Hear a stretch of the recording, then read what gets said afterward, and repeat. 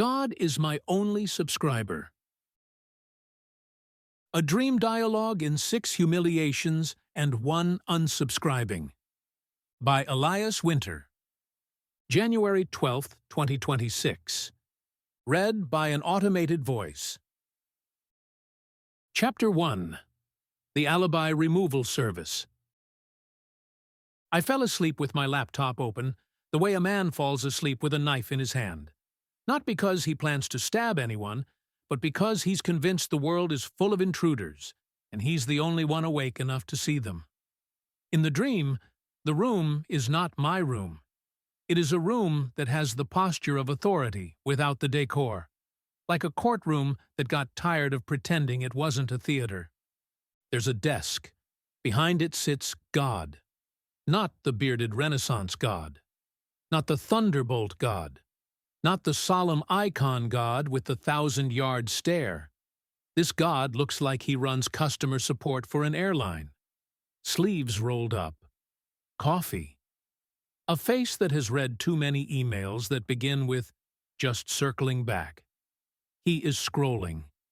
At first, I think it's a holy book. Then I see the interface. Substack. My Substack. God doesn't look up.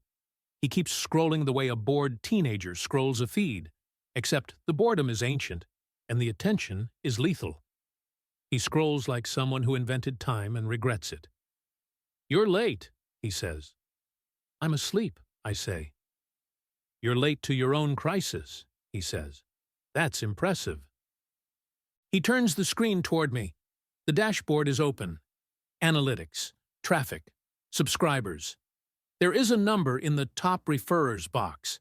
It's just one word. Heaven. I swallow. God holds up a finger without looking up.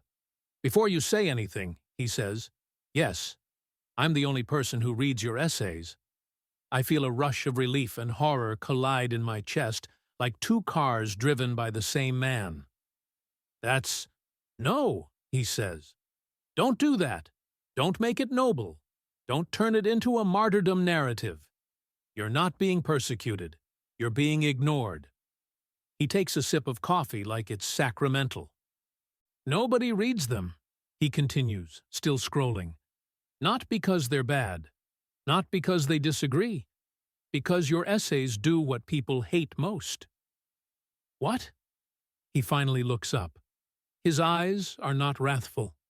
They're tired in the way a good parent is tired. The kind of tired that comes from watching the same lie be reinvented every generation with new fonts. "You remove alibis," he says. I stare at him. "I'm trying to tell the truth." "Exactly," God says. "Truth is an alibi removal service." He taps the screen. "Look at this one. Strong opener. Great sentence rhythm. And then, bang. You commit the unforgivable crime." "What crime?" "You take away the little stories they tell themselves to survive their own choices." I feel indignation rise.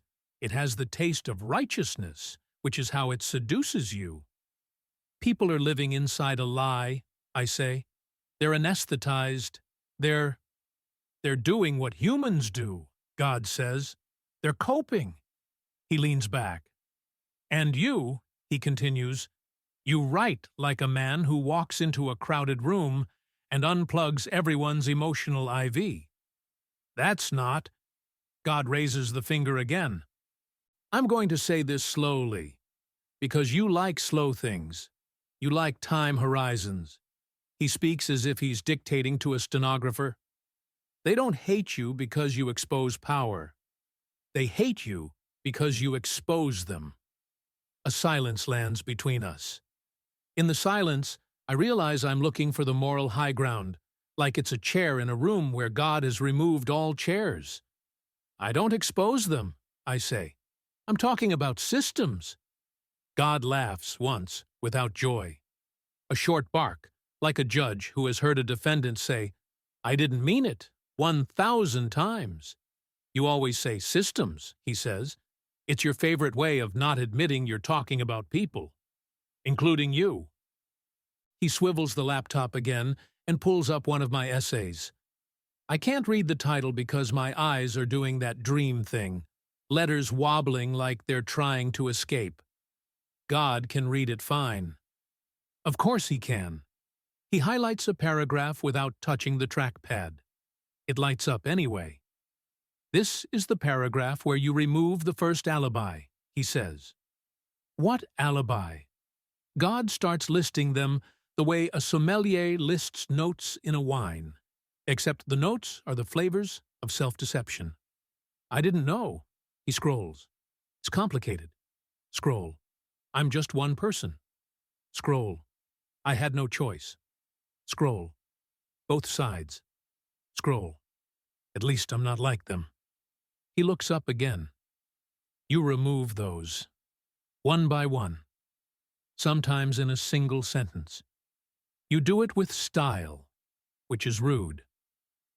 I feel a defensive heat. So what do you want? For me to lie? God's eyebrows rise. There it is. What? The dramatic binary, he says. Truth or lie? Prophecy or silence? You love that. It makes you feel like a soldier. I'm not. You are, God says. You're a soldier who thinks the war is against power. He says the word power with quotation marks in his voice, like he's mocking my tendency to summon abstractions like they're demons. The war, God continues, is also against the average person's desperate need to feel innocent while benefiting from the machine. I open my mouth, then shut it. Because the sentence is too clean. Because it lands. God watches my face. Now, he says, let's do a simple experiment. He snaps his fingers. The room changes. We're in a living room that looks like every middle-class American living room designed by an algorithm. Neutral couch, big TV, throw pillow that says breathe like a threat, a bowl of decorative wood balls that have never been touched by wood. A man sits on the couch with a phone in his hand. He's not a villain. He's not a caricature. He's just a person. On the TV, a panel of people are shouting, but the volume is low. It's more like the TV is generating a visual texture of outrage, a moving wallpaper of conflict. God points at the man. Watch, he says. The man scrolls. His thumb moves like a metronome. Every few seconds, his face tightens. Micro-anger, micro-satisfaction, micro-disgust, micro-relief. He works, God says. He pays bills. He complains about the price of eggs. He occasionally donates to something if it's emotionally legible. The man looks up at the TV. On screen, someone says something about freedom. Someone else says something about justice. The man nods as if his nod is a moral act. God leans down toward me like we're conspirators. This man is not your enemy, he says, but he has a religion. What religion? God points at the phone. Innocence. I frown. That's not. It is, God says. His highest value is the ability to feel like a good person without changing his life. I want to object. I want to call it structural. I want to call it ideology. I want to call it alienation. God anticipates all of it. He says, don't say alienation. Don't say late capitalism. Don't say spectacle. You write those words the way people used to write demon. It makes you feel like you're naming a thing. I am naming a thing. God nods. Yes, you are. But watch what happens when you name it too clearly. He gestures toward the man on the couch. The man's phone screen changes. Now it shows one of my essays. The title is visible. I recognize it. I feel a heat of pride, like an idiot. The man starts reading. 2 paragraphs in, his face changes. Not anger, not disagreement. Something closer to the flinch you see when someone hears a truth that moves too close to their private ledger. He scrolls faster, skims. His eyes bounce, looking for an exit ramp. 3 paragraphs later, he stops. His thumb hovers. He stares at a sentence as if it has accused him by name. Then he does what most humans do when a mirror is unflattering. He looks away. He taps the back button. He returns to the feed. God watches him return to the feed the way a doctor watches a patient refuse the medicine and ask for another painkiller instead. See, God says. He couldn't handle the truth? I ask, and even as I speak I can hear how contemptuous it sounds. God turns to me sharply. No, he says. He couldn't handle responsibility. The room's light shifts. The couch seems suddenly like a confessional booth. God continues, your essays don't simply say, the system is corrupt. They say, you are inside it. Your attention funds it. Your habits reinforce it. Your moral outrage is a recreational drug. I start to speak, but he cuts me off. And that, he says, is why people leave. I feel my own throat tighten. So I should make it easier? God stares at me like I just asked if gravity could be turned off for aesthetic reasons. No, he says. You should understand what you're doing. What am I doing? God's voice becomes almost gentle, which is how you know the next thing will hurt. You are walking into a world where people survive on stories, he says, and you are writing like someone who is allergic to stories. I'm not allergic to stories. I write stories. You write stories that function like scalpels, God says. Most people are not coming to the internet for surgery. I feel the urge to defend myself with theology. Clarity is compassion, I say. If you love someone, you tell them the truth. God nods slowly. Yes, he says.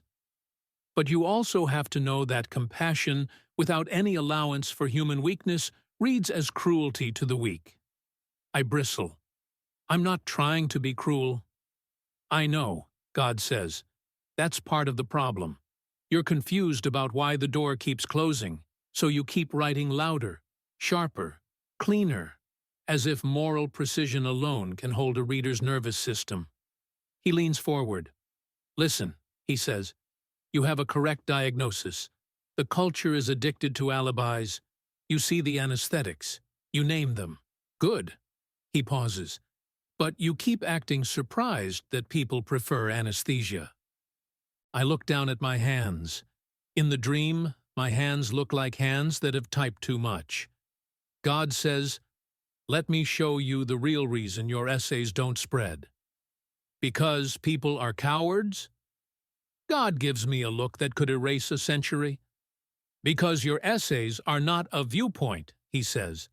They are an event. What does that mean? It means reading you costs something, God says. It costs innocence. It costs plausible deniability.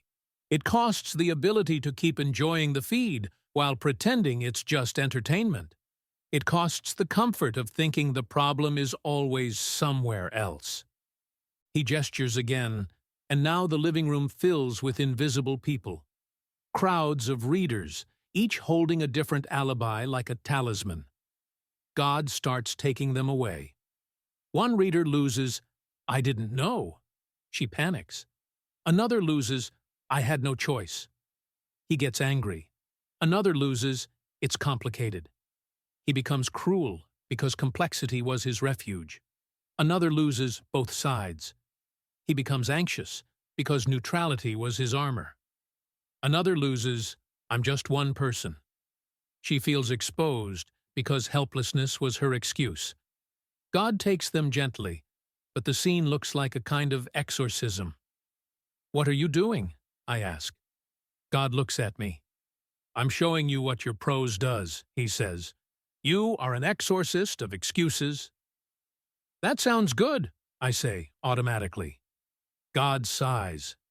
It is good, he says, and it's exhausting. For them. For you. He sits back at his desk. The living room dissolves. We're back in the courtroom without decor. The laptop is open again. Heaven is still the top referrer. God scrolls to the bottom of the page and reads out loud a line from my own essay. I don't remember writing it, but of course I did. In dreams, your own words return like witnesses. He reads, "You cannot mourn collapse while continuing to feed it." Then he looks at me. "You wrote that," he says. "Yes." "And you meant it," he says. "Yes." God taps the screen. Now understand this. That sentence is a guillotine for most readers. I swallow.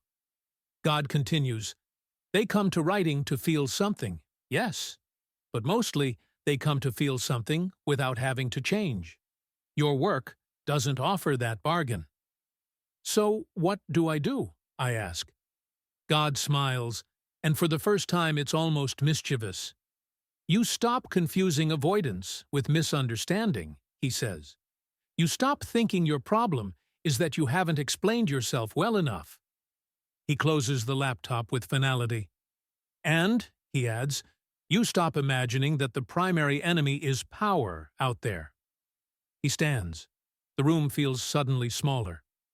"The primary enemy," God says, "is the human need to feel innocent while staying comfortable." He walks past me, then stops at the door. He turns back. His final line lands like a stamp. "You think you're fighting power," he says. "Half the time you're fighting people's innocence addiction." Then he opens the door, and the dream lets winter in. Chapter 2. Role-less in Austin. Population U. When God opens his laptop again, it isn't my dashboard.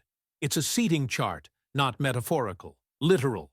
Like a wedding planner's spreadsheet, rows and columns, names, assigned places. Across the top, readers. Down the side, roles. There are blanks everywhere. God looks at me with the mild contempt of someone who has watched me complicate my own life for sport. "You keep asking why nobody engages," he says. "I do not." He clicks a cell. It highlights red. "You do," he says. "You ask the question the way a man asks a locked door why it won't open." He swivels the screen toward me. I can see the rows now.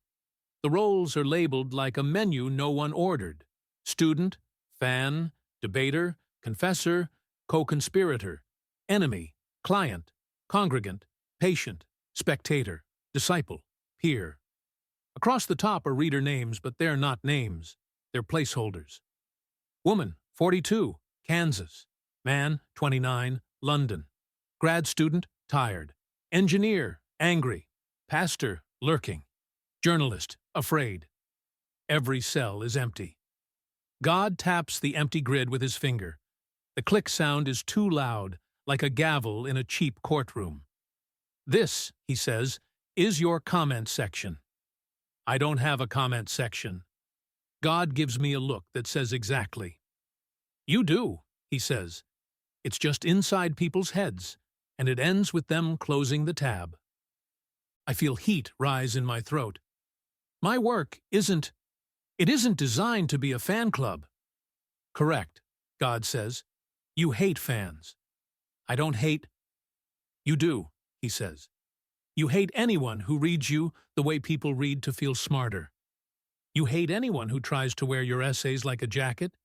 You hate anyone who says, 'needed this,' as if your work is a supplement." I open my mouth. "Shut it." God continues, "You hate the roles, because roles are where people hide." "That's true," I say, glad to have a line that sounds like integrity. God nods. "It is true." Then he leans in, and his voice becomes that of a man about to ruin your favorite theory. "It is also why nobody knows where to stand when they read you." I want to protest, but I already know the feeling. The feeling I get when someone speaks to me in a register that isn't recognizable. When the usual social cues fail and you're left holding your own face in your hands like a mask that won't attach.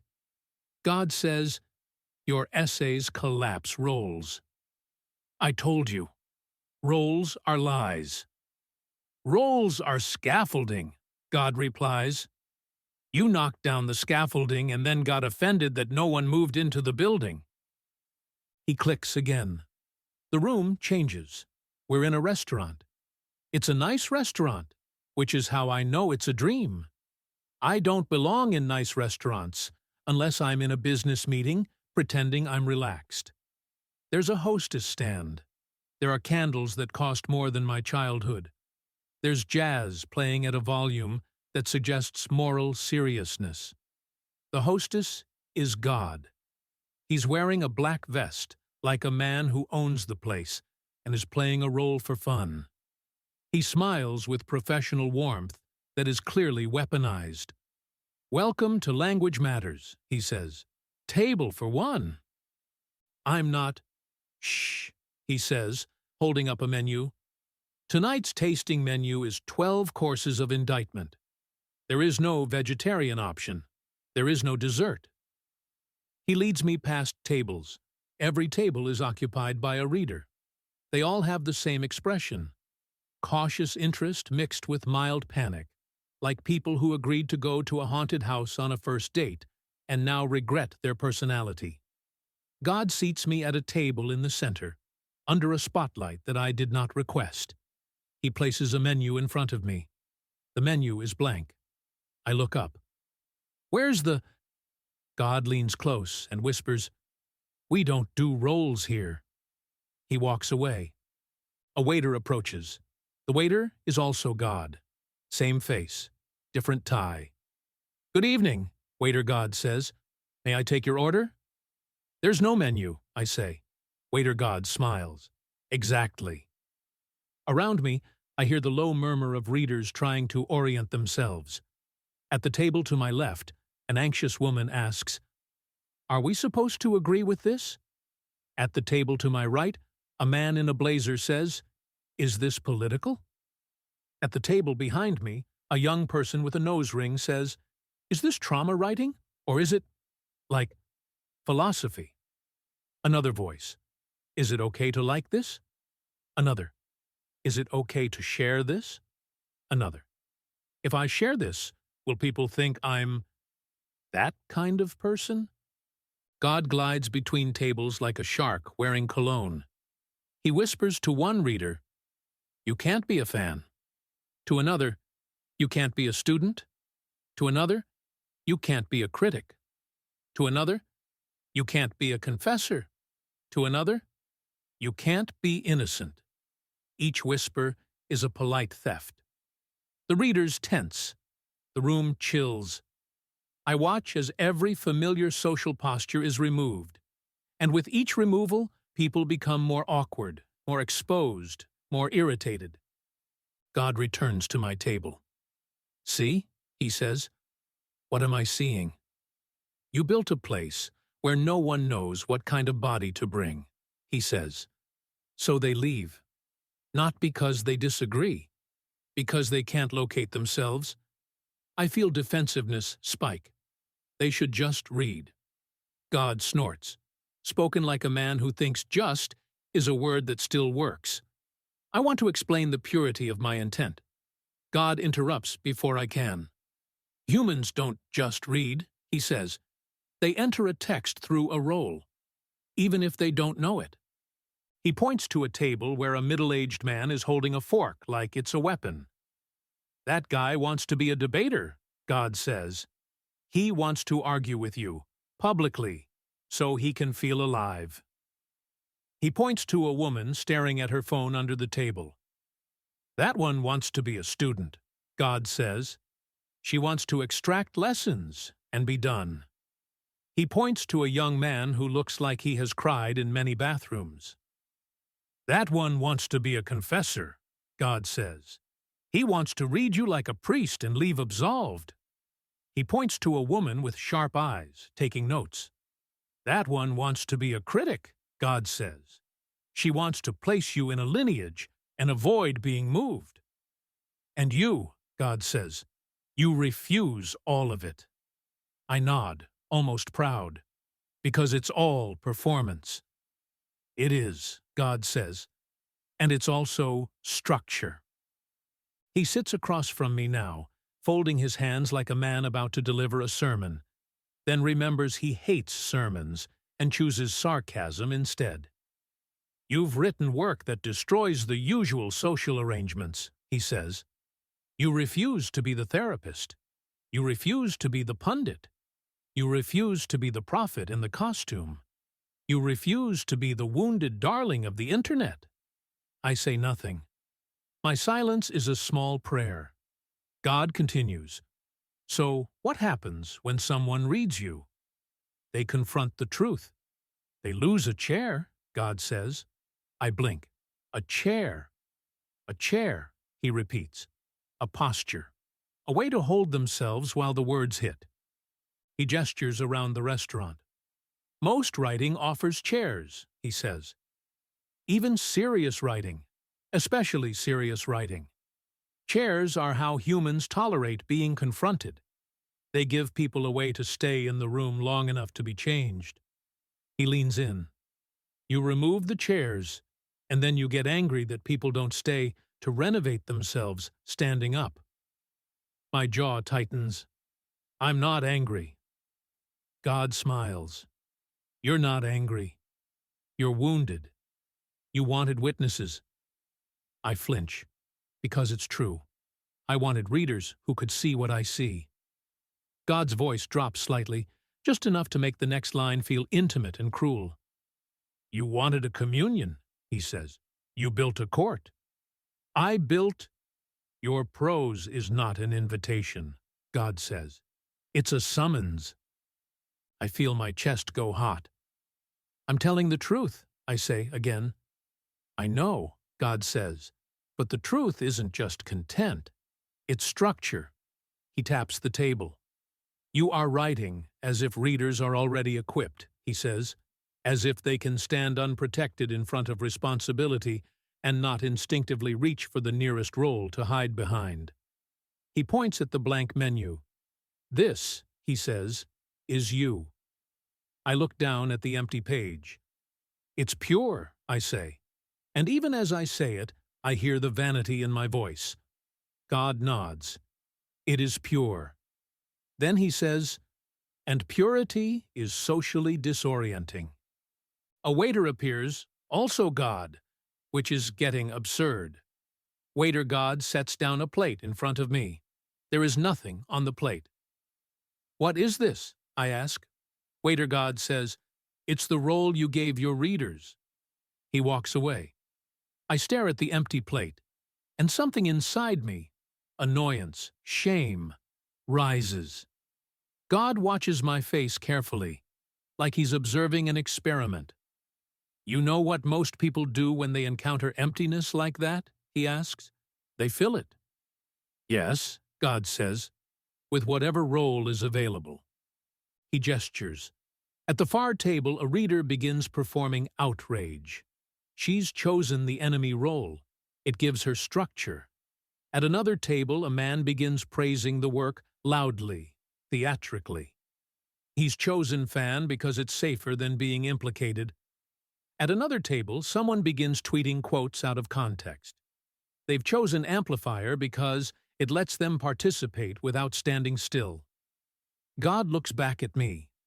"And the rest," he says, "leave." I swallow. The truth is not in the sentence. It's in my body, recognizing it. "So what do?" I ask. God's eyes brighten, like a man delighted that the defendant has finally asked the right question. "You stop thinking chairs are moral compromises," he says. "You start thinking of them as entry ramps." "Entry ramps," he nods. "You can keep your integrity. You can still refuse the cheap roles. But you can also offer a reader a way to stand in the room without immediately needing to run." I feel resistance. "That sounds like softening." God laughs. "You're addicted to the idea that gentleness is betrayal." I glare. He continues, "There are ways to structure an encounter without domesticating the truth." He points at the seating chart again. "Build a few intentional roles," he says. "Not for the masses, for the handful who can actually carry it. What roles? God counts on his fingers. A steward, he says. A reader who can hold the work without turning it into a personality. A curator, he says. Someone who can frame without flattening. An interlocutor, he says. Someone who can argue without turning it into a sport. And, he adds, a friend. Someone who can read you and still call you when you're spiraling. The last one lands differently. Too close. I look away. God lets the silence sit. Then he reaches across the table and picks up my blank menu, as if he's about to write something on it. He doesn't. He just folds it in half and slides it back to me. Here's your problem, he says. You abolished every role and called it honesty. I feel anger rising. It is honesty. It's also a design choice, God says, and design choices have consequences. He stands, adjusting his vest. As he walks away, he delivers the verdict like a line he said to too many writers in too many dreams. If you abolish every role, he says without turning back, the only remaining role is leave. Chapter 3. Moral Seriousness as a Hate Crime. In the dream, God is no longer behind a desk. He's at a party. That's how I know it's a dream. God is at a party, and I'm still invited. The party is the kind of party that exists only in cities that think they invented sincerity, and then immediately outlawed it. There are string lights. There are drinks with herbs. There is a bookshelf in the corner that is purely decorative. Nobody has read the books. The books have been curated the way people curate vegetables they never intend to cook. People are laughing in that careful way people laugh when they want to signal that they are safe. The laughter is polite. It has a resume. I stand near the wall, holding a drink I haven't tasted, watching the room like an anthropologist who hates his own species and still wants them to survive. God appears beside me without walking. He's dressed exactly like everyone else. Casual, expensive, unbothered. The only difference is his eyes look like they've seen the end of every empire and still had to attend the after-party. He nods toward the room. You see this? He asks. Yes, I say. What do you see? I almost say, the spectacle. I almost say, performative liberalism. I almost say, the collapse of the moral center under the weight of ironic self-defense. God watches my face like he's reading subtitles. Don't, he says. Don't what? Don't do your little sermon voice, he says. Don't say spectacle, like you're exorcising a demon. It is a spectacle, I say. God takes a sip of his drink and grimaces, as if even in dreams he's offended by mixology. It is, he says. But that's not why people don't read you. I feel my shoulders tense. He turns to me. People don't resist your politics, he says. They resist your seriousness. I narrow my eyes. That's the same thing. No, God says. Politics is negotiable. Seriousness is contagious. He scans the room. A cluster of people are laughing at something that wasn't said. They're laughing at the idea of laughing. Their faces glow with the relief of shared non-commitment. God leans in, conspiratorial. In a culture where nothing is allowed to matter, he says, the man who insists something matters is experienced as an attack. I feel the familiar indignation, that clean, bright anger that makes me feel like I'm doing righteousness instead of self-protection. I'm not attacking anyone, I say. I'm trying to tell the truth, God finishes, bored. Yes, I know. You say it like a mantra. He points at me with his drink. You think your problem is that people misunderstand you, he says. But most of the time, they understand you perfectly. Then why do they? Because you're violating the social contract, he says. What social contract? God gestures around the party. The music is soft. The conversation is low. The lighting is designed to make everyone look like they're morally intact. The contract, he says, is that we will all pretend nothing has consequences. We will discuss everything as if it's content. We will trade opinions like trading cards. We will be outraged without obligation. We will care without cost. And we will call that virtue. I want to argue. I want to say, that's nihilism. I want to say, that's late-stage empire. I want to say, that's the death of the center. God's eyes flick to mine again. He says, don't. Keep it simple. He pauses. You, he says, walk into the party and you refuse to wink. I stare at him. I don't need to wink. God smiles as if I've just proven his point. At last, he says, a sentence you truly believe. He puts his glass down on a table. The table has coasters, but he doesn't use them. God does not respect furniture. Let's do a demonstration, he says. He lifts his hand. The party freezes. Everyone is suspended mid-laugh, mid-sip, mid-nod, like mannequins caught practicing humanity. God takes me by the elbow and walks me through the room as if we're touring an exhibit. He stops by a man with perfect hair, frozen mid-story. The man's mouth is open in a smile that says, I am interesting, but not vulnerable. God taps the man on the forehead gently. This one, God says, is trained in the ritual hedge. The what? The ritual hedge, God repeats. The thing that signals, I am not morally serious, please don't hold me accountable. He taps the man again, and the man's story unfreezes for a second. Not to be dramatic, the man says. God snaps. The man freezes again. God points. There.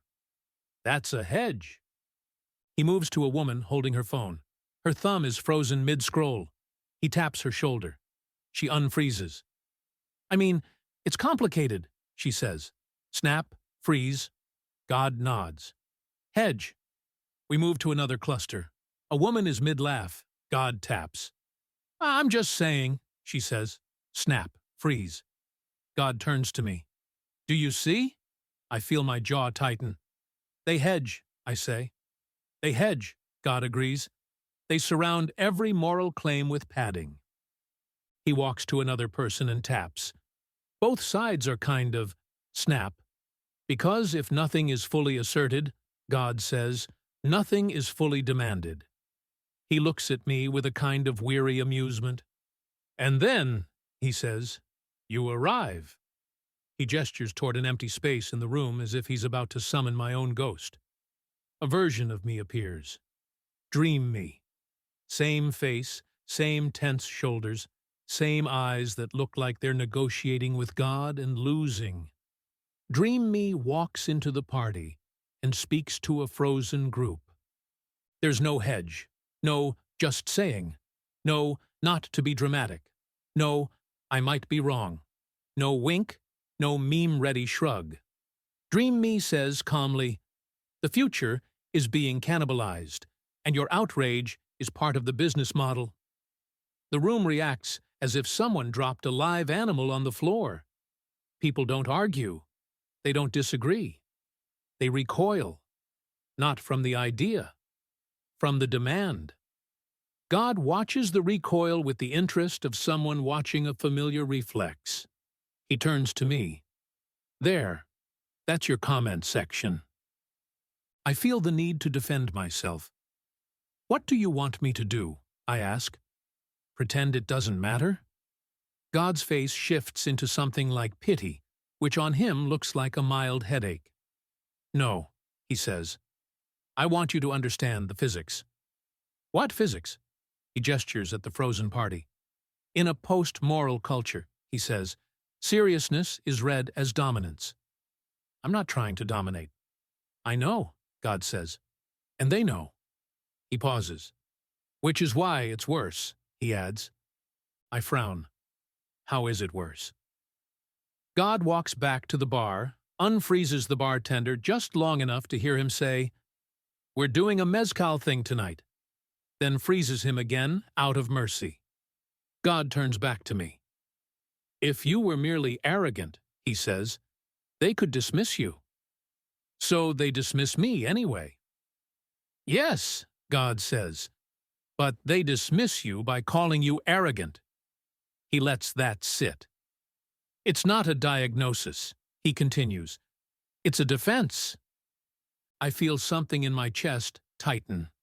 God says, they call you arrogant because you refuse to participate in the ritual that makes them feel safe. What ritual? God begins counting off with his fingers as if he's listing a set of commandments he's tired of enforcing. First, he says, you're supposed to pre-apologize for caring. Second, he says, you're supposed to include a disclaimer that proves you're not one of those people. Third, he says, you're supposed to make a joke at your own expense before you criticize anyone else. I almost laugh. I do make jokes at my own expense. God looks at me. You make jokes that are knives. They want jokes that are anesthetic. He continues. Fourth, he says, you're supposed to keep the moral temperature low.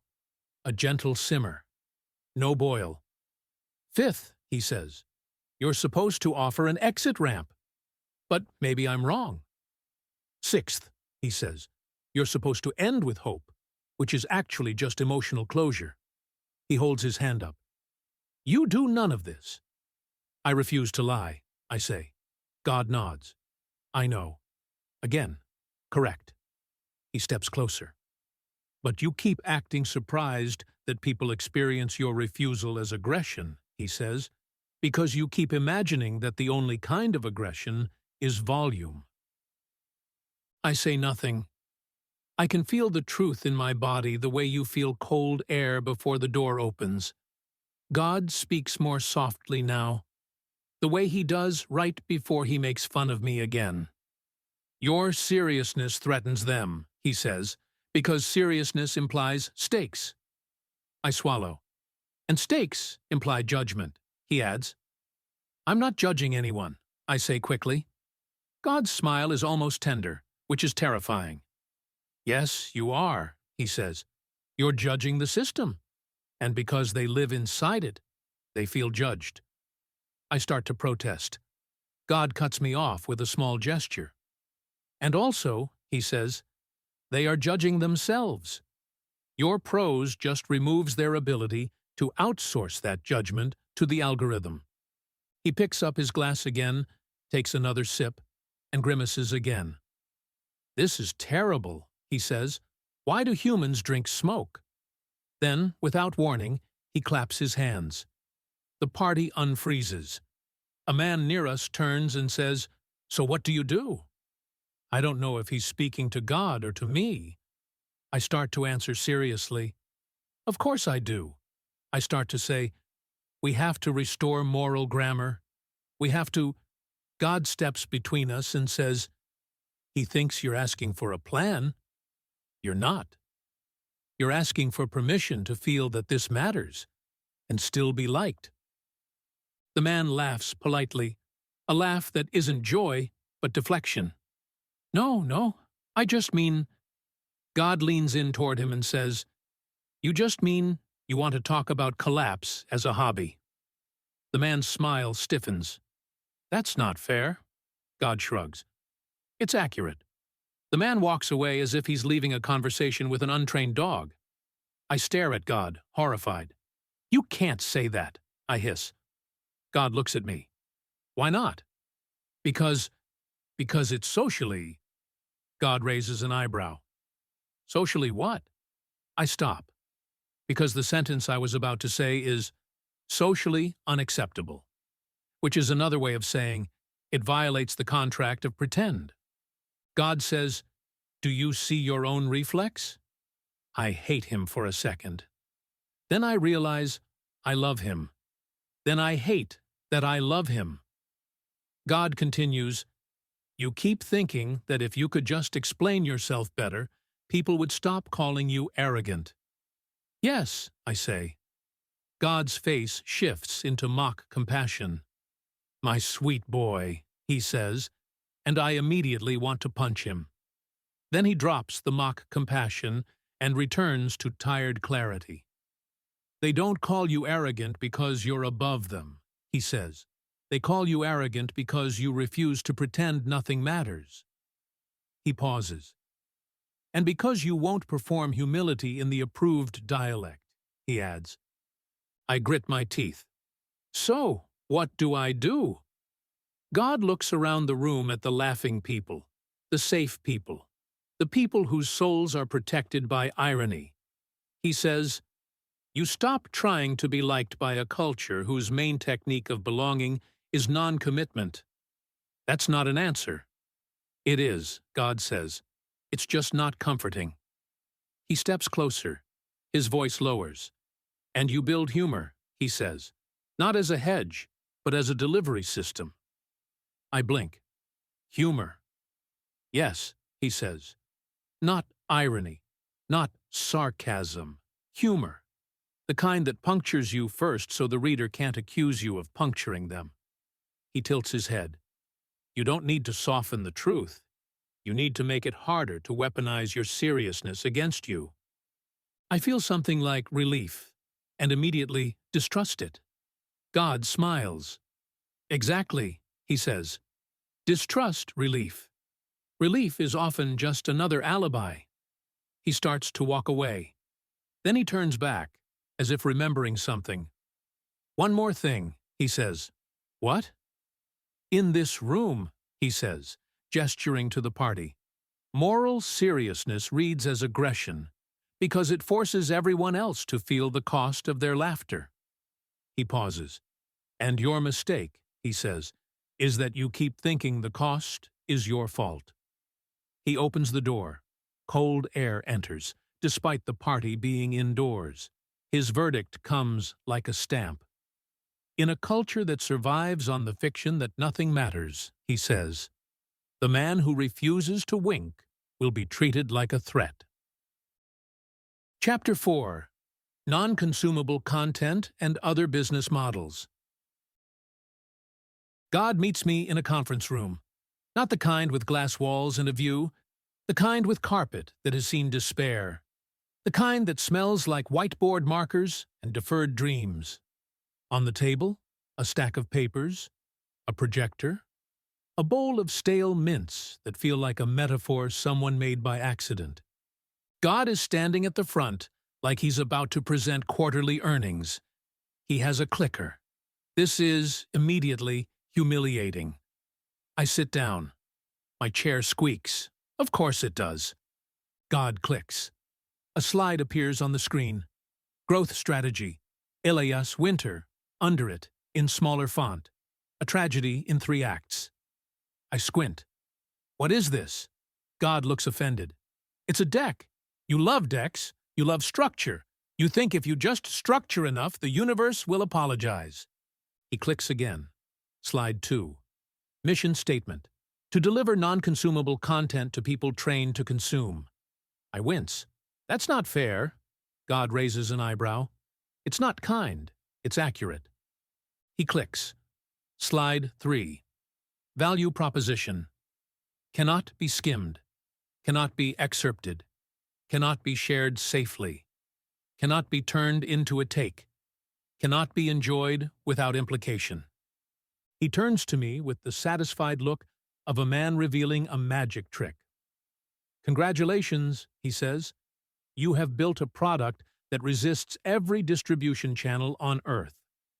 "It's not a product," I say automatically, like a man whose soul just got called a brand. God's face tightens. "Oh, don't start," he says. "You publish on Substack, not the Dead Sea Scrolls."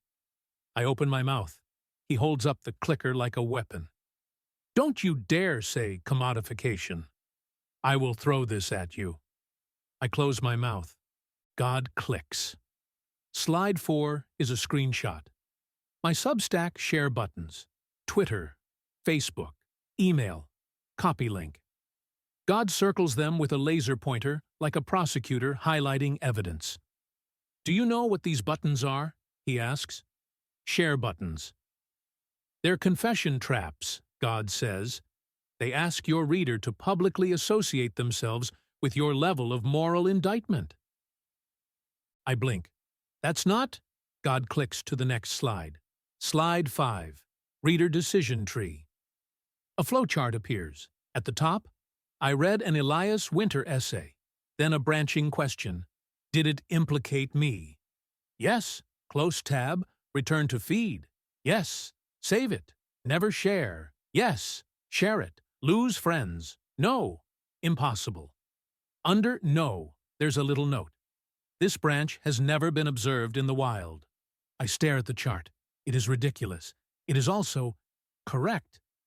God says, your average essay is not a vibe. It's a moral event. Stop saying that, I mutter. God clicks. Slide 6. Why virality would kill you bullets. Virality equals excerpting. Excerpting equals flattening.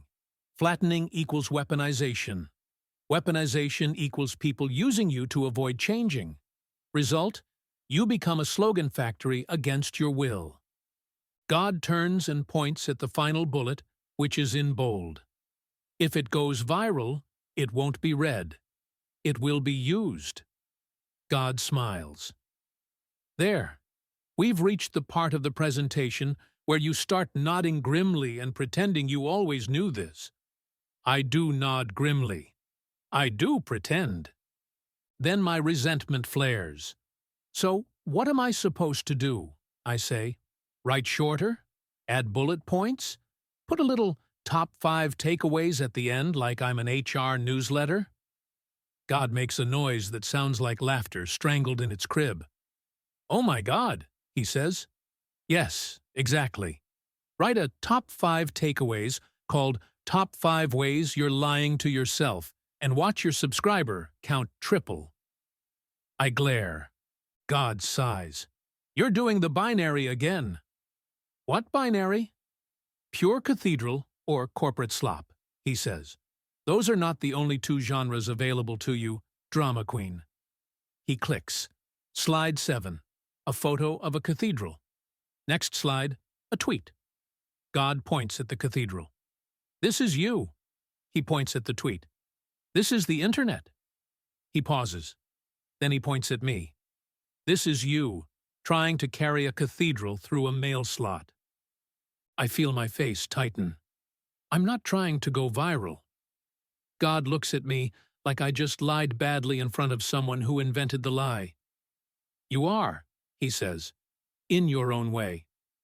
No, I'm not. Yes, God says, because you keep getting emotionally injured by the absence of visible response. I go quiet. God continues, you tell yourself you're above attention, but you keep checking the numbers like they're a verdict on your worth. That's not... God's finger goes up. I stop. He clicks. Slide 8. The silent audience problem. God writes on the slide with a digital pen. Serious work spreads slowly. Serious readers rarely perform their reading. Your work is risky to share. Therefore, you will be read more than you will be witnessed. He sets the pen down. You're undercounting the quiet readers, he says. Convenient, I say. The invisible audience. God nods. Yes, convenient. Also true. He leans forward. You want me to give you a miracle? He asks. Fine. Here's a miracle. There are people who read you and never, ever let you know. I feel something twist in my chest, part hope, part suspicion. God sees it. He says, don't turn that into a fantasy. Quiet readers are not your salvation. They're just reality. He clicks. Slide 9. Why people don't share you a list appears. Each line is a knife. Sharing implies, I agree, and agreement requires cost. Sharing invites social punishment. Sharing makes them responsible for what happens next. Sharing reveals their own complicity. Sharing is a form of taking a side, and they like neutrality as camouflage. God points at the third bullet. This one is the real one, he says, responsible for what happens next. He nods. Your essays make people feel like if they share you, they've signed a contract. I try to be sarcastic. Maybe they should. God looks amused. See? That's why you're alone. I open my mouth. He keeps going. They don't want a contract, God says.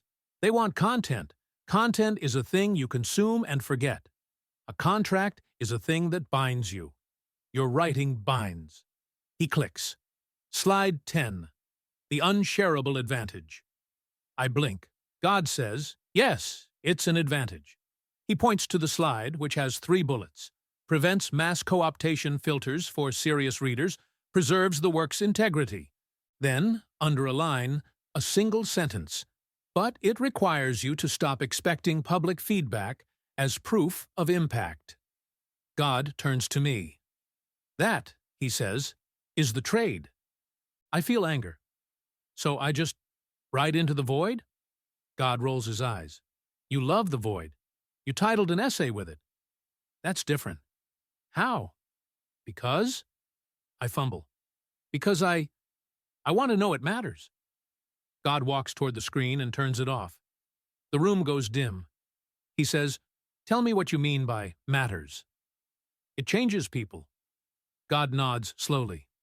Okay, and what does that look like? Comments? Emails? People? God interrupts. No, that's what recognition looks like. I swallow. God says, change is quieter. He paces, like someone who is building a point and also enjoying that I can't interrupt him with a clever line. Real change looks like this, he says. A man reads you and doesn't forward it, because forwarding would be performative. But he stops lying to himself in one small way. He pays one debt he's been avoiding. He calls his brother. He deletes one app. He votes differently. He speaks differently. He stops making a joke out of his own conscience. He looks at me. And you will never know. That's unbearable, I say. God shrugs. Yes, that's why it's called faith. You people are always surprised by this. I stare at him. He smiles. Don't worry. You don't have faith. You have obsession. We're working on it. I feel the urge to fight him, which is my favorite form of prayer. So, what do? I ask again. God sits on the edge of the table, suddenly casual. You build containers, he says. Containers. Smaller forms, he says. Not to cheapen the work, but to allow it to travel without being destroyed. I tense. That's dilution. God's eyes narrow. No, he says. That's engineering. He continues. You don't have to make the cathedral smaller. You can build chapels. I hate that it's good. He says, you can write shorter pieces that point into the longer ones. You can write prefaces. You can write a 1-page how to read this guide. You can create a glossary. You can do audio where your voice carries the tone and prevents flattening. He pauses. And, he adds, you can stop treating distribution reality as a moral insult. I feel a grim laugh emerge despite myself. So, I'm not misunderstood. I'm unmarketable. God beams. Now you're getting it. Then he ruins it. You're also addicted to the fantasy that the right mind will find you, he says, like you're a lighthouse. I am a lighthouse. God makes a sound like choking. You're a lighthouse, he repeats, that refuses to turn on the light unless the ships arrive first. I grit my teeth. God stands, picks up the stale mints, and dumps them into the trash. Those mints, he says, are your highlights feature. No one uses it. Everyone pretends they do. He walks to the door. Before he leaves, he turns back and delivers the verdict, clean and unromantic. You wrote a cathedral, he says. Stop getting mad. It doesn't fit in a tweet. Chapter 5. The Witness Trap, now with bonus suffering. God meets me in a trophy room.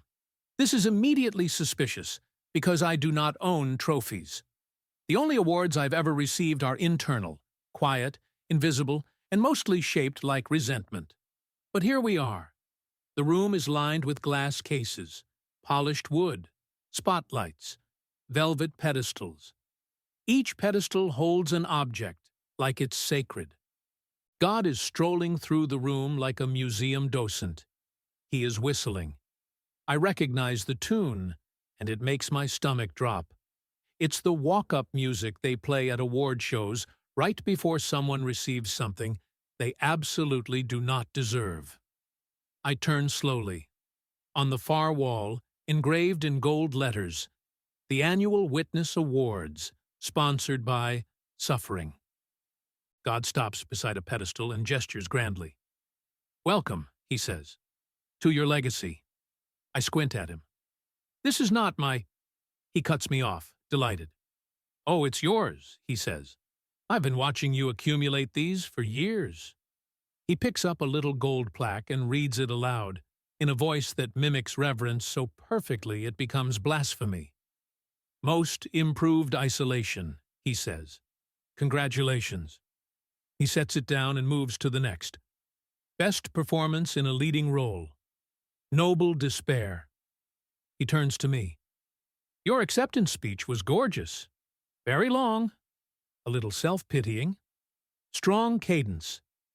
I feel heat rise. I'm not... God raises a finger. Don't lie to me in my own dream. He walks to a larger pedestal. This one holds a massive trophy shaped like an eye. Under it, a plaque. The one who sees God beams. Ah, your favorite. I feel defensive immediately, which tells me he's right. That's not what I... He lifts the trophy and holds it out to me. Go on, he says. Take it. Put it on your mantle. Tell everyone at the party you don't go to that you're the only one who sees. I don't take it. God sighs theatrically. Fine, I'll hold it. He cradles the giant golden eye like a baby and starts rocking it. Shh, he coos. Shh. It's hard being correct in public. I stare at him. This is cruel. God looks genuinely surprised. I'm being kind. If I were cruel, I'd make you read your own drafts aloud to a room of venture capitalists. He sets the trophy back down and turns to me, now more serious, but still with that customer support fatigue. Let's talk, he says, about the part of you that has started to confuse pain with proof. I feel my jaw tighten. Pain is proof. God's eyes narrow. Of what? He asks. Of cost, I say. Truth has a cost. Yes, God says. Truth has a cost. He pauses. Stop tipping, he adds. I blink. What? God walks past the cases and points to another plaque. Most likely to bleed extra for authenticity. He taps it with a knuckle. You keep paying the price, he says, and then paying an additional fee because suffering makes you feel authorized. That's not true. God looks at me the way gravity looks at a man trying to negotiate with it. It is true, he says, not in the dramatic way you want, in the small way that's harder to admit. He starts walking again, slowly, as if he's pacing a courtroom.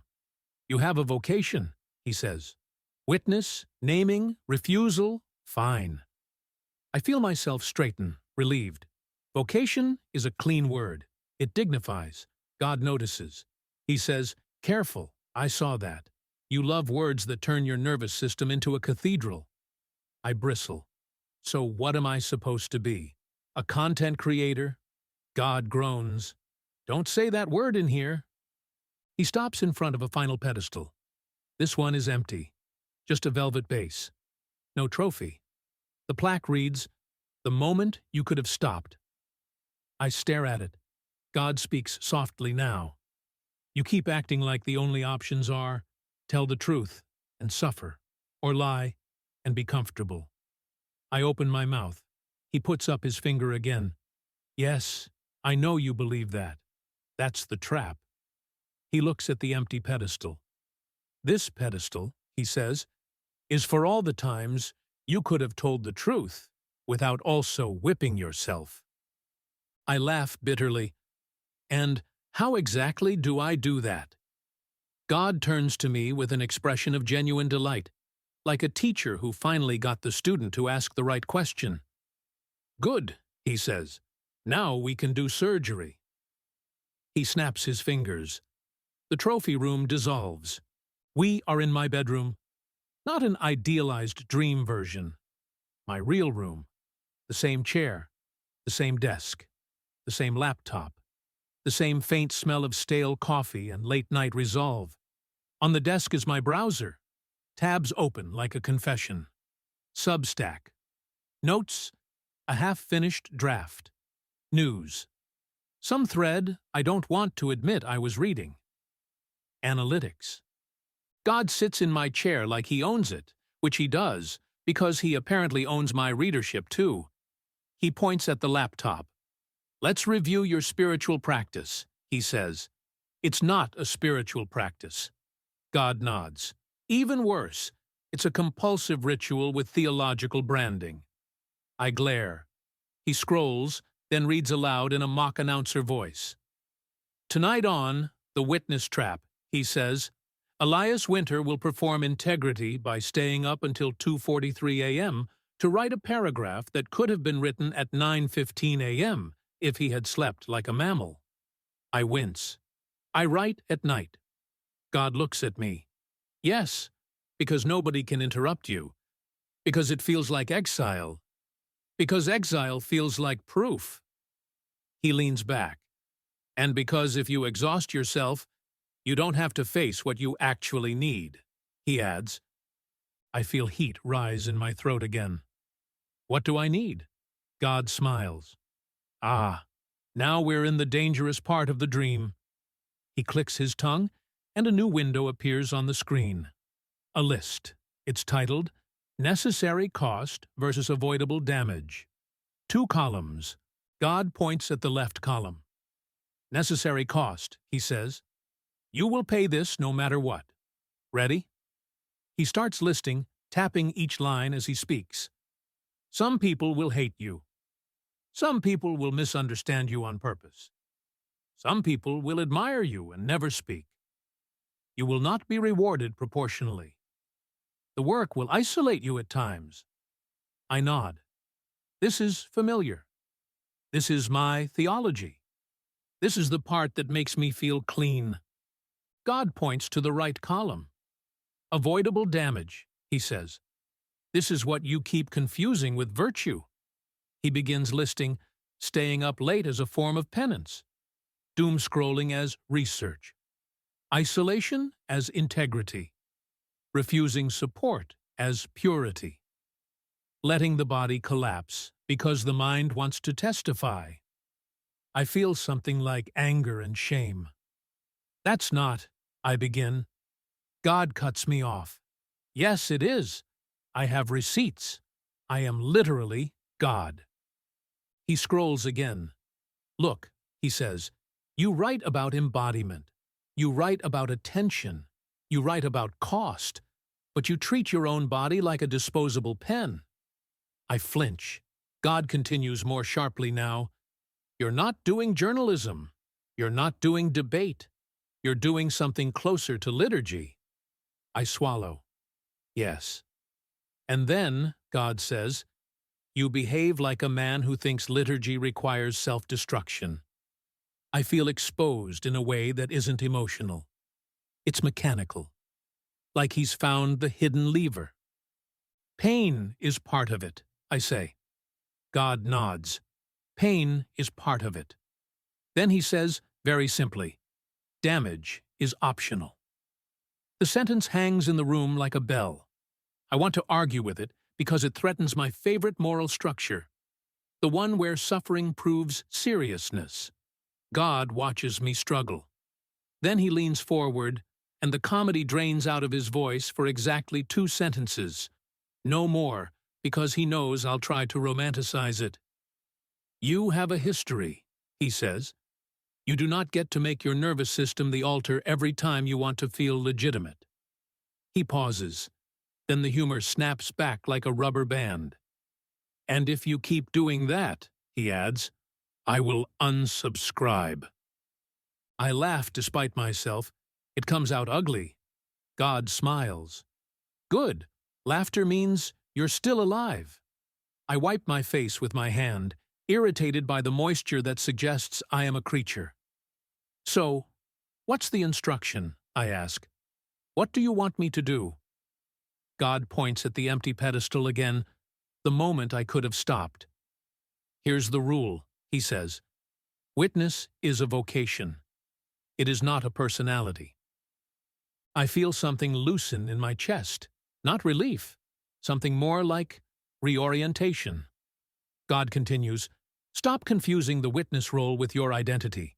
The work needs you alive, not theatrically correct and dead." I stare at him. He raises his eyebrows. "Yes, that was me being serious. Don't get used to it." He stands, walks to the door, and stops. "One more thing," he says. "What?" He looks back at me with a grin that is infuriating precisely because it contains affection. "You keep thinking the only way to be real is to suffer," he says. "That's just your old addiction trying to rebrand itself as theology." I want to deny it, but the truth hits me with the quiet force of a correct diagnosis. God opens the door. Cold air enters. Not winter this time, morning. His verdict lands like a stamp. "Witness is a vocation," he repeats. "It is not a personality." Chapter 6. Get a curator, not a crowd. God meets me in a stadium, not a football stadium. A stadium designed by the internet. LED walls, glass, branding everywhere. A place built to convert human feeling into metrics. The field is empty. The seats are not. Every seat is occupied by a version of me. Thousands of Eliases, each one holding a phone, each one staring down at the screen with the same expression: suspicion, hunger, disgust, and a faint hope that someone will finally say the right thing and absolve us. On the massive screen above the field, in bold letters, ELIASWINTER, live. Tonight, truth and consequence. I feel my stomach drop. God is standing beside me in the VIP box, eating popcorn like he's watching a mediocre movie. "Welcome," he says. "This is what you think you want." "I don't want this," I say quickly. God chews slowly. "Sure." "I really don't." God keeps chewing. "Sure." I glare at him. I hate virality. God swallows, then looks at me with that tired, amused expression. "You don't hate virality," he says. "You hate being used." "That's the same thing." "No," God says. "Virality is attention. Being used is what happens when attention arrives without comprehension." He gestures to the crowd. My crowd of selves. "Look," he says. "You want witnesses. So you fantasize about numbers. Because numbers are easier than the actual thing you need, which is a handful of human beings who can hold you without turning you into a weapon." I look down at the field. A spotlight hits the center. A podium rises out of the ground like a game show prop. On the podium, my essays stacked like sacred texts. A buzzer sounds. A voice booms through the stadium. Also God, because apparently he's running the entire production. "Contestants," the voice says, "welcome to Who Wants to Be a Prophet?" The crowd cheers. I feel nauseated. On the big screen, rules appear. Rules. Read one paragraph, extract one quote. Post it with confidence. Avoid responsibility. Win applause. I turn to God. "This is hell." God nods. "Yes, hell is not flames. Hell is virality." The first contestant, a version of me wearing a blazer I would never wear, steps up to the podium. He opens an essay, reads 2 sentences, then stops. He highlights a single line. He holds it up like a trophy. The line appears on the big screen in huge font. The crowd roars. I watch, horrified, as the line is immediately interpreted in 5 different directions, none of which are faithful, all of which are confident. Another contestant steps up, pulls another quote, posts it, and the crowd roars again. Each time the crowd roars, a small part of the essay stack dissolves into dust. God keeps eating popcorn. You see, he says, if it goes viral, it won't be read. It'll be used. I feel rage. I don't want this. God shrugs. Then stop secretly asking for it. I'm not asking for it. God looks at me as if I've just tried to hide a dead body behind a curtain made of tissue paper. You keep telling yourself you want impact, he says. What you actually want is recognition that doesn't require you to bargain with the masses. I grit my teeth. So what's the alternative? God's eyes brighten. Oh, he says. Now we get to the part you resist. He snaps his fingers. The stadium collapses like a cheap simulation. We're in a small room, not a stadium, not a stage. A table, 4 chairs, a lamp, a stack of printed essays with underlines and sticky notes. It feels like a study group, except the text is dangerous. There are 3 other people in the room. I can't see their faces clearly. Dream logic protects them from being fully known. But I can feel their presence the way you can feel weight in a room. These are not fans, not haters, not subscribers. They feel competent. They look down at the pages like people who know how to read without turning reading into performance. God sits at the head of the table like he's running a seminar. This, he says, is what you actually need. I stare at the 3 figures. Who are they? I ask. God smiles. Curators. Editors, one of them says calmly. Interlocutors, another says. A steward, the third says, with a voice that sounds like someone who has held difficult things before. I feel a strange tightening in my chest. Not fear. Something like longing that doesn't know how to ask for itself. God leans back and puts his feet on the table. Of course he does. You're carrying the interpretive burden alone, he says. I can handle it, I say. God nods as if I've said something cute. Yes, he says. You can. Like, you can also carry a refrigerator up 3 flights of stairs by yourself. The question is not whether you can. The question is why you insist on it. I open my mouth. He cuts me off. Don't say purity. I close my mouth. God picks up one of the essays, flips through it, and pauses at a paragraph. This, he says, is the kind of sentence that makes ordinary readers panic. He reads it aloud. I don't recognize the exact words. The dream is blurring them, but I recognize the shape. The sentence that removes the last alibi and doesn't offer a chair. God looks at me. You write sentences like this, he says, and then you act surprised that people either bow or flee. I feel defensive. I'm not responsible for their reaction. God nods. Correct. He pauses. You are responsible for the architecture, he adds. The steward figure leans forward and speaks quietly. What you're writing, she says, is not meant for mass comprehension. It's meant for preservation and transmission. I feel my throat tighten. God waves his hand dismissively. She's right. Annoyingly. Then he turns to me. Curators do 3 things, he says, counting on his fingers. First, he says, they keep the work from being flattened. Second, he says, they frame without domesticating. Third, he says, they protect you from having to be your own publicist, critic, translator, and priest. I bristle at the last one. I'm not a priest, I say. God laughs. You're a priest who refuses the collar. He points at the editor figure. This one will tell you when you're repeating yourself. He points at the interlocutor. This one will argue with you without turning it into sport. He points at the steward. This one will make sure the work survives you, and that you survive the work. The room goes still. That last phrase lands like an accusation. I look down at the stack of essays, the underlines, the notes, the evidence of real reading. What's the catch? I ask. God grins. The catch is you have to let them exist. That's not a catch. It is for you, God says, because you've made an identity out of being the lone witness. I feel the familiar heat, the pride disguised as integrity. God continues, you've trained yourself to treat solitude as proof.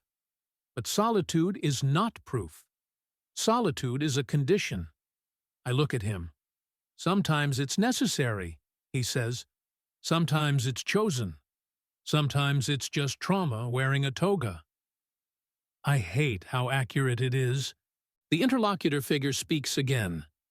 You don't need a crowd, he says. You need a small chain of transmission. People who can cite you correctly. Who can introduce you without softening you. God leans in. And, he adds, people who can tell you when you're being a dramatic idiot. I glare. I'm not. God raises a finger. I'm the only person allowed to call you that, he says, because I'm paying. I exhale, half laughing despite myself. God sits up straighter, suddenly businesslike. Let me kill one fantasy, he says. What? He taps the table. The fantasy that you will be understood by everyone, he says, or even by most. I tense. God continues, the work is too costly. People do not volunteer for cost. I start to protest, but he cuts me off.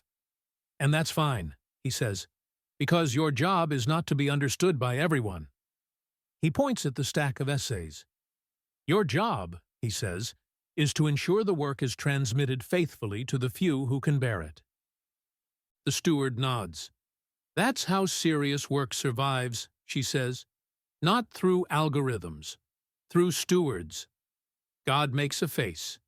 She keeps saying stewards like she's in a medieval guild. But yes. I look at the three of them again. I can feel how different this is from the stadium. No applause, no metrics, no spectacle, no identity performance. Just reading. I feel something like grief. Not because it's small, because it's real. God stands. He looks at me with the expression of someone delivering a final ruling. Stop trying to be understood by everyone, he says. Build the handful who can hold it without softening it. He turns to leave, then stops, as if remembering the part that will irritate me most. And if you insist on a crowd, he adds, I'll give you the stadium back. He smiles sweetly. It's full of you, he says, forever. Then he opens the door, and the dream ends the way all dreams end. Not with closure, but with a command I didn't ask for and can't ignore. Coda. Amen. Now, go outside. I wake up the way you wake up from a dream that insulted you accurately. Irritated, alive, and a little embarrassed to have been seen so clearly by something you can't argue with. Morning light is leaking through the blinds like evidence. My laptop is still open on the bed. The cursor is still blinking in the draft the way it blinks when it knows you're going to pretend you were in control. The first thing I do, because I am a creature of habit and hypocrisy, is check Substack analytics. Of course I do. The dashboard loads slowly, as if it's a shame to be participating. I stare at the numbers like they're scripture. Then I see it. New subscriber. God. Paid. I freeze. My heart does something stupid. For 1 second, An absurd tenderness moves through me. Not validation exactly, something stranger, like being watched by a presence that refuses to flatter you, but refuses to leave you. Then the page refreshes. A new notification appears. Subscription canceled. Reason: too long. I sit there, staring at the screen, feeling a laugh rise and then die halfway up my throat. I whisper to no one, "You're God." From the kitchen, I hear his voice, casual, irritated, unmistakably awake. "I'm God," he calls, "not a hostage." I swing my feet off the bed and stand, suddenly furious. "You unsubscribed?" I say, louder than I mean to. His voice comes back, as if he's making coffee with deliberate incompetence just to provoke me. "I didn't unsubscribe," he says. "I set a boundary. You should try it sometime." I rub my face. My mouth tastes like late-night certainty. I walk into the kitchen. There is no one there. The coffee maker is on. Of course it is. The mug on the counter says "World's Best Dad," which is either the dream still mocking me or the universe developing a taste for cruelty. I pick it up. It's warm. On the counter, there's a sticky note in handwriting that is annoyingly mine and not mine. "You are confusing being correct with being alive." Under it, another line. "You are also confusing being alone with being pure." I stare at it, waiting for the note to soften into something comforting. It doesn't. The note is a note. Notes don't hug you. I look at the coffee maker like it has answers. From somewhere behind me, hallway, mind, air, God speaks again. "You want a final instruction?" he asks. "Yes," I say. I hate how much I mean it. "Good," he says. "Here it is." I brace myself for a sermon. He doesn't give one. He says, "Stop trying to convert your loneliness into a theology." I swallow. "And stop trying to turn your nervous system into a publishing platform," he adds. I laugh once, bitterly. "That's rich. Coming from you." "Coming from me?" he says. "I invented rest. You treat it like a moral compromise." I lean against the counter. "What do you want me to do?" I ask. "Instead of writing?" There's a pause. Then, very simply, "I want you to live long enough to write," God says. The sentence lands without drama, which is part of its cruelty. I wait for more, for a poetic flourish, for a metaphysical bow. Instead, God adds, "Also, I want you to stop calling it the void. It's called your living room." I close my eyes. "I hate you," I mutter. "No, you don't," he says. "You hate that I'm not impressed." I open the fridge because I don't know what else to do with my hands. Inside, nothing inspiring. Leftover containers. Half a lemon. An old jar of something that once had hope. God speaks again, now with the tone of someone reading a medical chart. "You haven't eaten," he says. "I'm not hungry." "You're not holy," he replies. "You're underfueled." I close the fridge. I look toward the window. The street is quiet. The world is doing its indifferent morning routine, which is both comforting and insulting.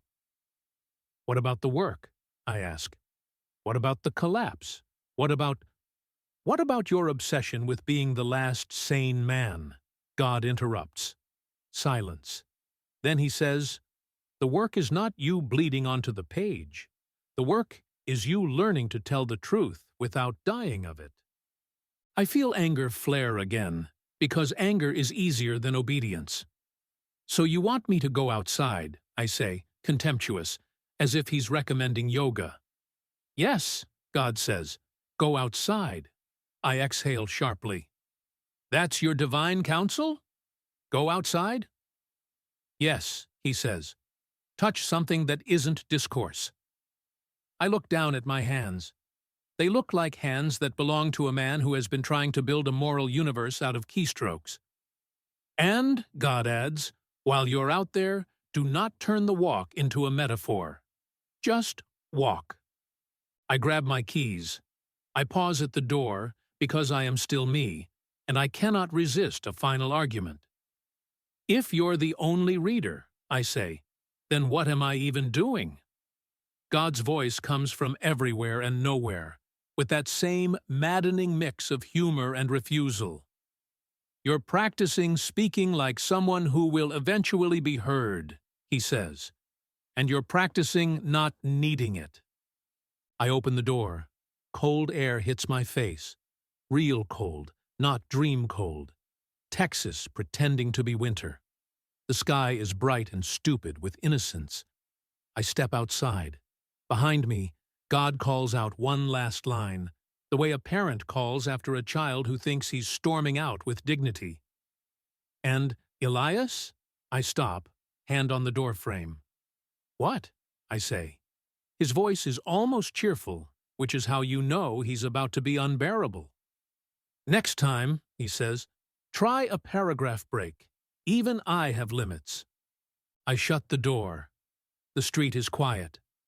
The world does not clap, which, for the first time, feels like mercy.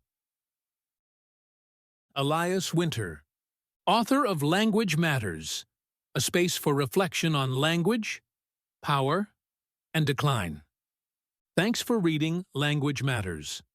Subscribe for free to receive new posts and support my work.